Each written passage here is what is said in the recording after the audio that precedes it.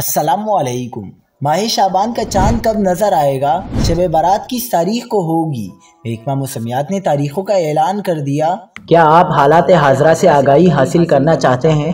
خبر کے پیچھے چھپے اصل حقائق جاننا چاہتے ہیں تو ابھی سبسکرائب کیجئے جلمل پاکستان کو اور ساتھ ہی گھنٹی کے نشان پر کلک کر دیں۔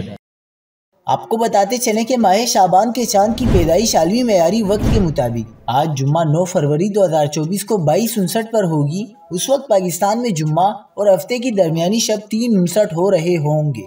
رؤیت ہلال کمیٹی کے اجلاس بھی کل ہفتے کو ہوں گے۔ پاکستان اور انڈیا سمیت اکثر دنیا میں ہفتہ 29 رجب یعنی 10 فروری کو چاند نظر آنے کا امکان نہیں۔